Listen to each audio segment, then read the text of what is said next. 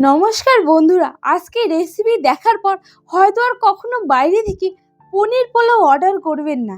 কারণ এই রেসিপিতে পাবেন রেস্টুরেন্টের মতো রং, সুগন্ধ আর অসাধারণ স্বাদ। রেস্টুরেন্টে যে পনির পোলাও খেয়ে মুগ্ধ হন, সেই স্বাদ পাবেন বাড়িতেই। বিশেষ কিছু উপকরণের প্রয়োজন হবে না। ভিডিওটি শেষ পর্যন্ত দেখুন আর বাড়িতেই বানিয়ে ফেলুন এরকম একদম ঝরঝরে পারফেক্ট পনির পোলাও রেসিপি। চলুন তাহলে রেসিপিটি শুরু করা যাক। আমি নিয়েছি 500 গ্রাম বাসমতি চাল। চালটাকে আমি আধা ঘন্টার জন্য ভিজিয়ে রেখে দেব। ভিজিয়ে রাখার জন্য দিয়ে দিব 1 বাটি ঠান্ডা জল। জলটা দিয়ে খুব ভালোভাবে চালটাকে নেড়ে চেড়ে ঢাকনা চাপা দিয়ে রেখে দেব। পারফেক্ট ঝরঝরে পনির পোলাও রান্না করার জন্য জল দিয়ে ভিজিয়ে কিন্তু রাখতেই হবে। রাখা হয়ে গেছে। এখন আমার যা যা কাটার সেগুলো আমি কেটে নেব। আমি এখানে নিয়েছি 2টো মিডিয়াম সাইজের গাজর। গাজরটাকে আমি টুকরো টুকরো করে কেটে লম্বা লম্বা করে স্লাইস করে কেটে নেব। আপনারা চাইলে কিন্তু অন্য শেপের করেও কাটতে পারেন, কিন্তু একবার লম্বা লম্বা স্লাইস করে কেটে দেখুন। ভাজাও হবে একদম পারফেক্ট, দেখতেও হবে যেমন দারুণ, খেতে হবে তেমনই সুস্বাদু। আপনারা শুধু এইভাবে খেয়ে দেখুন না, এর স্বাদ অমায়িক। কাটা হয়ে গেছে। এখন আমি এখানে নিয়েছি একটা মিডিয়াম সাইজের ক্যাপসিকাম। ক্যাপসিকামটাকে আমি 4 টুকরো করে কেটে বীজটা ফেলে দিয়ে টুকরো টুকরো করে কেটে নেব।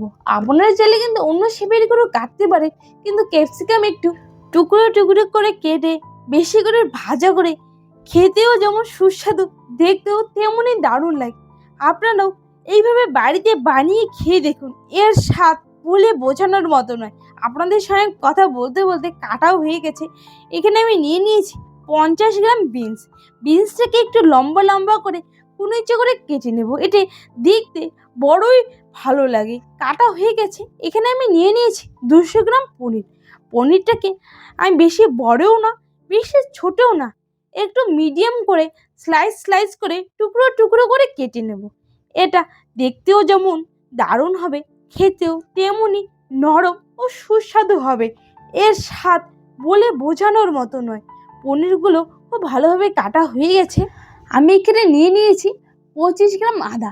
আদাটাকে আমি পাতলা পাতলা স্লাইস করে লম্বা লম্বা করে কুচি কুচি করে কেটে নেব। পনির পোলাও খাওয়ার সময় মুখে একটু ঝাল ঝাল আদা আদার টেস্ট আসবে। এটি আমার খেতে বড়ই অসাধারণ লাগে। আপনারাও এইভাবে একবার বাড়িতে বানান। কড়াই বসিয়ে দিয়েছি। কড়াইতে দিয়ে দিলাম পরিমাণ মতো সাদা তেল। সাদা তেলে যা যা আমি কেটে নিয়েছিলাম সেগুলো আমি খুব ভালোভাবে ভেজে নেব। প্রথমে আমি ভেজে নেব ক্যাপসিকামগুলো। ক্যাপসিকামগুলো দিয়ে আমি একটু হাই ফ্লেমে খুব ভালোভাবে কড়া করে ভেজে নেব। এটি খেতে বড়ই সুস্বাদু হয়। ক্যাপসিকামের একটু গন্ধটা আছে, তার জন্য বেশি করে ভাজা করতে হবে। তাহলে সেই গন্ধটা আর মুখে লেগে থাকবে না ও আসবেও না। খুব ভালোভাবে ভাজা ও নামানো হয়ে গেছে। এখন আমি ভেজে নেব গাজরগুলো। গাজরগুলো খুব ভালোভাবে দিয়ে দিয়েছি। গাজরগুলো একটু বেশি করে ভাজতে হবে, তাহলে গাজরগুলো বেশ নরম হয়ে যায়, একটু ফুলে ফুলে ওঠে। এর স্বাদ বলে বোঝানোর মতো নয়। এখন আমি ভেজে নেব বিনসগুলো। বিনসগুলো আমি খুব ভালোভাবে দিয়ে দিয়েছি। এখন খুব ভালোভাবে নেড়ে চেড়ে ভেজে নেব। পোলাও আলুর দম বা মাংসের সঙ্গে খেতে দুর্দান্ত লাগে। আপনাদের সঙ্গে কথা বলতে বলতে বিনসগুলো ভাজা হয়ে গেছে। এখন আমি নামিয়ে নেব। এই পনির পোলাও রেসিপিটি আপনারা শুধু একবার আলুর দম দিয়ে খেয়ে দেখুন, এর স্বাদ বলে বোঝানোর মতো নয়। এখানে আমি নিয়েছি 50 গ্রাম মটরশুঁটি। মটরশুঁটিটাকে আমি গ্যাসের ফ্লেমটা লো ফ্লেমে করে ভেজে নেব। এতে মটরশুঁটিগুলো খুব ভালোভাবে ভাজা হবে এবং মটরশুঁটিগুলো ফুটবে না। গ্যাসের ফ্লেমটা হাই থেকে মটরশুঁটিগুলো ফুটতে শুরু করে এবং ছ্যাঁকা লেগে থাকার সম্ভাবনা থাকে। এখন আমি ভেজে নেব পনিরগুলো।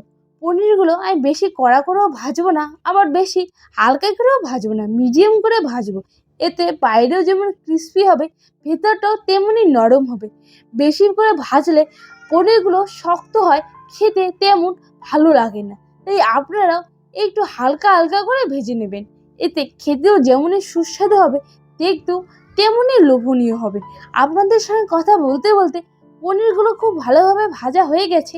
এখন আমি ভেজে নেব 50 গ্রাম কাজু ও 50 গ্রাম কিশমিশ। কিশমিশটা এখানে বেশি পরিমাণে ভাজবো না।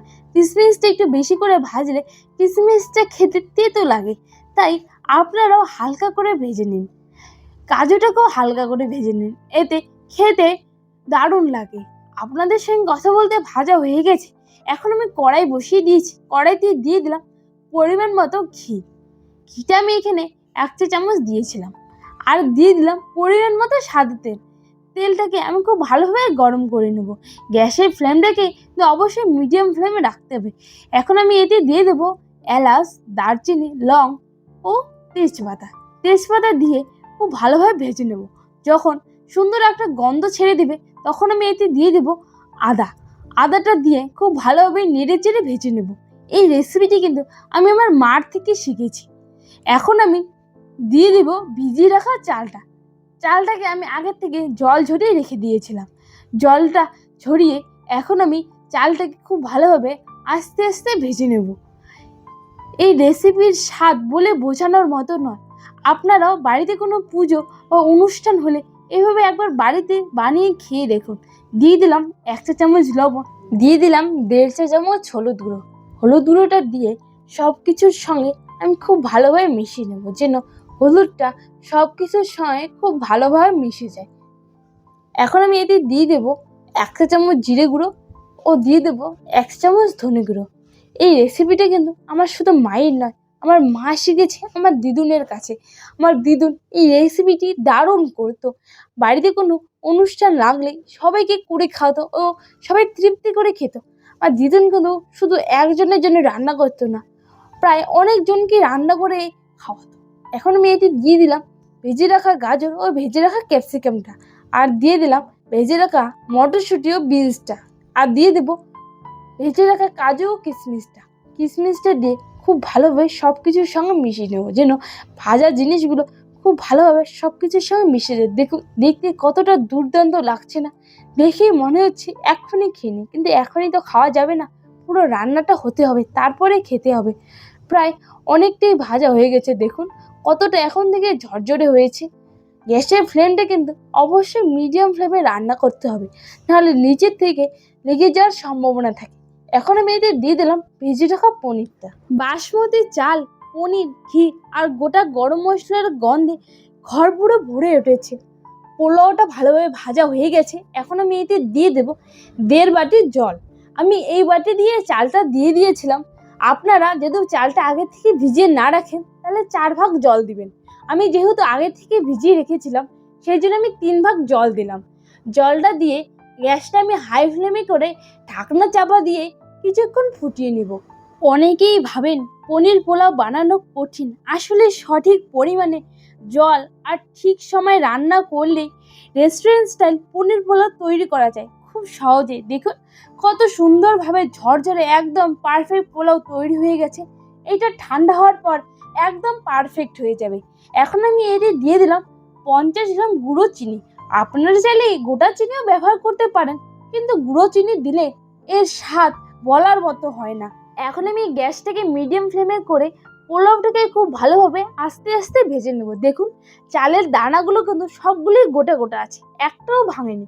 পোলাওয়ে সঠিক পরিমাণে জল দিলে চালগুলো একটাও ভাঙবে না। দেখুন দেখতেও যেমন সুন্দর হয়েছে, খেতেও তেমনই সুস্বাদু হয়েছে। এখন আমি উপর থেকে ছড়িয়ে দিলাম 1.5 চা চামচ ঘি। ঘিটা লাস্টের দিকে একটু ছড়িয়ে দিলে গন্ধটা দারুণ আসে। পনির পোলাও শুধু সুস্বাদুই নয়, এটি ভারতীয় নিরামিষ রান্নার একটি জনপ্রিয় পদ। দেখুন পোলাওটা দেখতে কতটা লোভনীয় হয়েছে।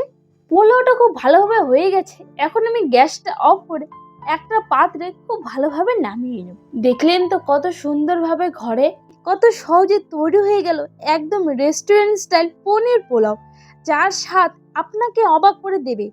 যদি রেসিপিটি ভালো লেগে থাকে তাহলে কমেন্টে জানাতে কিন্তু ভুলবেন না। চ্যানেলটিকে সাবস্ক্রাইব করে অবশ্যই পাশে থাকবেন। আবার আপনাদের সঙ্গে দেখা হবে নতুন কোনো সুস্বাদু রেসিপি নিয়ে।